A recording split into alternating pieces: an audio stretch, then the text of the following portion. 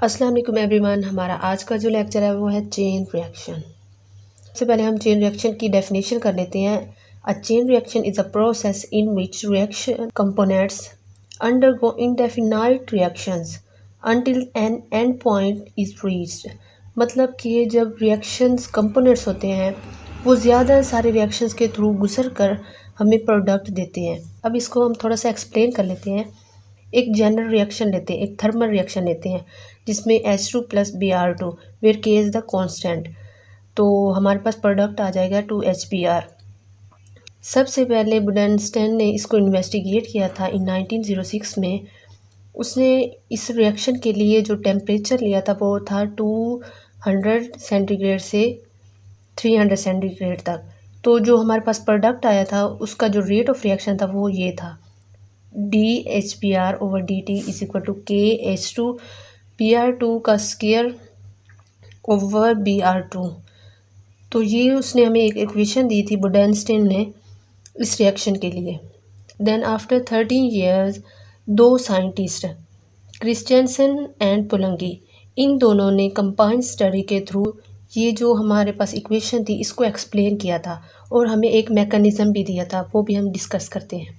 ये जो मैकेनिज़्म है ये 5 रिएक्शंस पर मुश्तमिल है। उसने इस 5 रिएक्शन में जो सबसे पहला रिएक्शन है उसमें हम देखते हैं Br2 जो है वो प्रोडक्ट में कन्वर्ट होता है। Br ऊपर रेडिकल आ जाएगा प्लस Br रेडिकल। तो दूसरा जो रिएक्शन होगा वो होगा B रेडिकल प्लस H2। इसको हम K2 से ज़ाई कर देंगे, आ जाएगा product HBr plus H radical. तो दोबारा हम H रेडिकल को Br2 के साथ रिएक्ट करवाएं तो हमारे पास जो थर्ड रिएक्शन रेट होगा वो होगा HBr प्लस Br रेडिकल। तो चौथा जो होगा रिएक्शन उसमें होगा H radical plus HBr, K4 हो जाएगा इसका कांस्टेंट। तो आ जाएगा H2 प्लस Br रेडिकल। तो जब हम Br रेडिकल, ये Br रेडिकल और जो स्टार्ट में हमारे पास था B रेडिकल, अभी तक हमारे पास जो B रेडिकल यूज़ हुआ वो ये वाला था।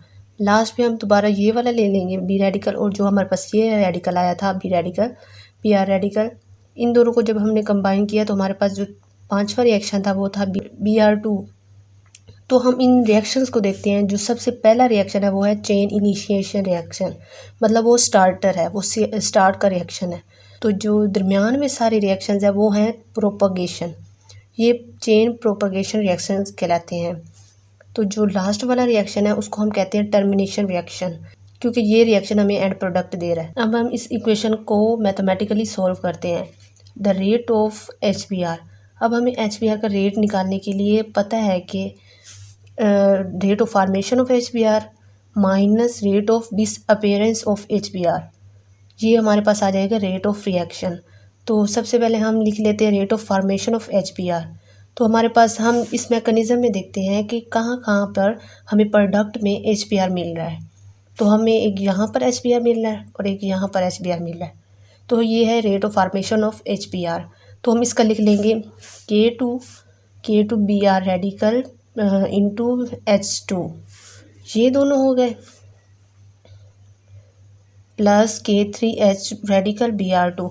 यहाँ पर भी हमें HBr मिल रहा है तो ये K3 हो जाएगा और ये हम लिख लेंगे इसके साथ।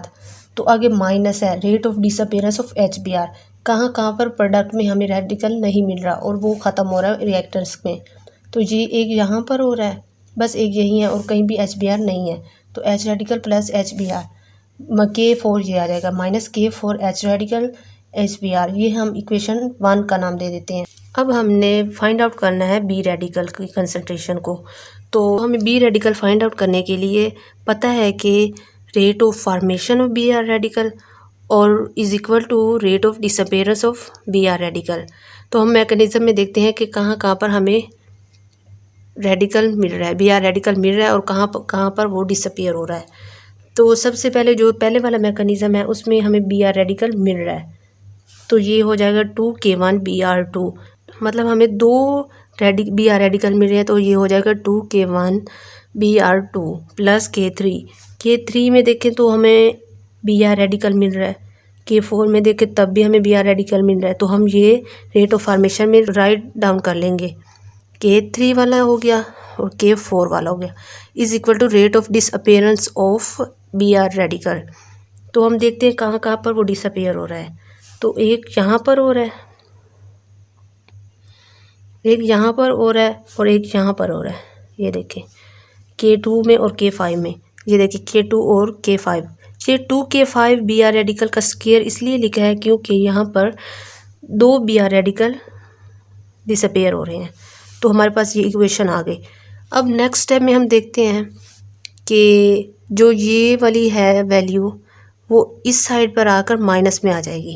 ये देखिए ये इधर नेगेटिव में आ गई और इज इक्वल टू 0 हो गया। इस इक्वेशन को हम इक्वेशन नंबर 2 का नाम दे देंगे। सिमिलरली अब हमें फाइंड आउट करना है H रेडिकल। तो H रेडिकल फाइंड आउट करने के लिए हम देखेंगे कहाँ कहाँ पर ये फॉर्मेशन हो रही है और कहाँ कहाँ पर वो डिसअपियर हो रहा है। The formation of H power radical takes place in K2 reaction and the disappearance take place in K3 reaction and K4 reaction. इसको हमने लिख लिया है। ये जो है ये हमारे पास रिएक्टेंट्स हैं। तो इसको हमने लिखने के बाद जो ये वाली दोनों वैल्यूज़ हैं इधर आकर नेगेटिव में आ जाएंगी, इज इक्वल टू 0 हो जाएगा। तो ये देखिए ये K2 पॉजिटिव में है, ये K3 नेगेटिव में हो गया इधर आने के बाद, और K4 भी नेगेटिव में आ गया। इसको हम दे देते हैं इक्वेशन नंबर 3 का नाम। Now we have to add equation number 2 and equation number 3। ये देखें इस स्टेप में हम इक्वेशन नंबर 3 को और 2 को ऐड कर देते हैं। ये देखिए यहाँ तक हो गई इक्वेशन नंबर 2 और ये आगे स्टार्ट हो गई है। इसको हमें ऐड करना है, प्लस का निशान लगा दिया है। ये हमने ये वाली जो 3 थी इक्वेशन ये हमने इसमें ऐड कर दी, इज इक्वल टू 0। ऐड करने के बाद हम देखते हैं कि कौन कौन सी वैल्यूज़ खुद में कैंसिल आउट हो रही हैं। तो देखते हैं 2K1 Br2 ये कैंसिल आउट हो रहा है, ये कैंसिल आउट नहीं हो रहा। K3H रेडिकल Br2 ये किसके साथ कैंसिल हो रहा है, K3 वाली वैल्यूज़ देख लेते हैं। ये देखें ये दोनों कैंसिल आउट हो रहे हैं। K4H रेडिकल HBr ये भी कैंसिल आउट हो रहा है, ये भी कैंसिल आउट हो गया। Minus K2 Br radical H2 ये भी कैंसिल आउट हो रहा है, ये भी कैंसिल आउट हो गया।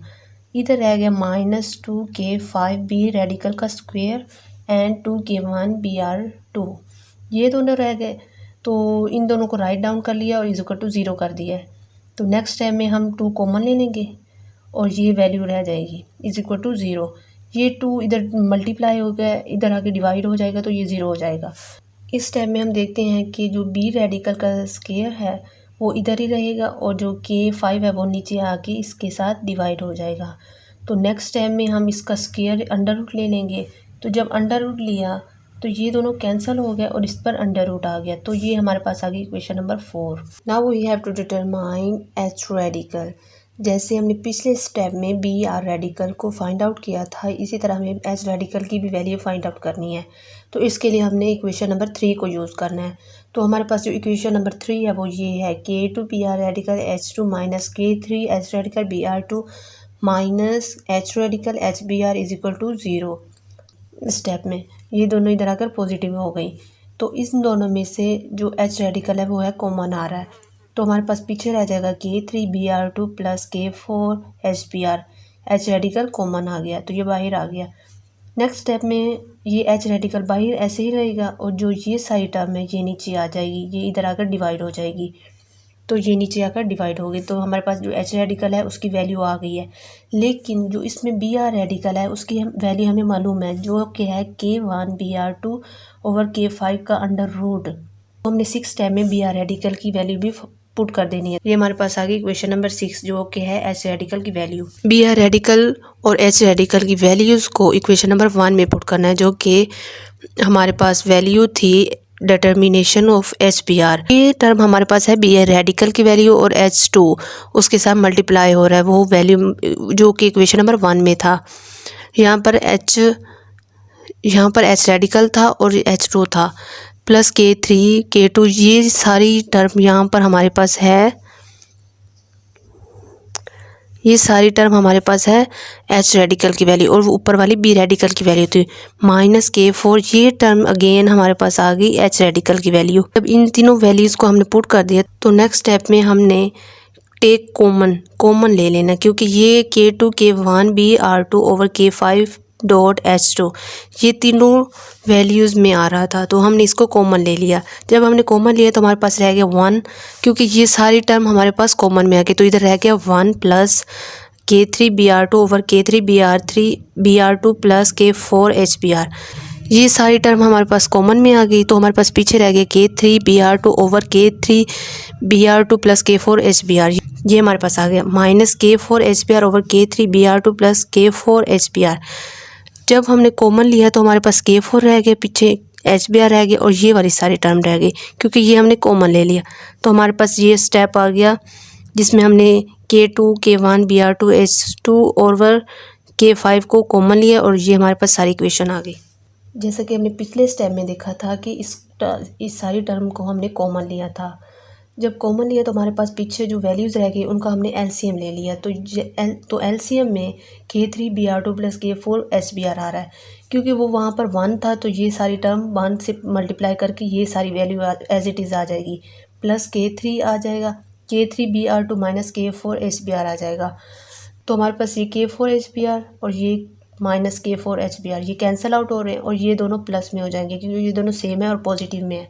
तो नेक्स्ट स्टेप में हमने इन दोनों को प्लस करके 2K3Br2 over K3Br2 plus K4HBr कर दिया।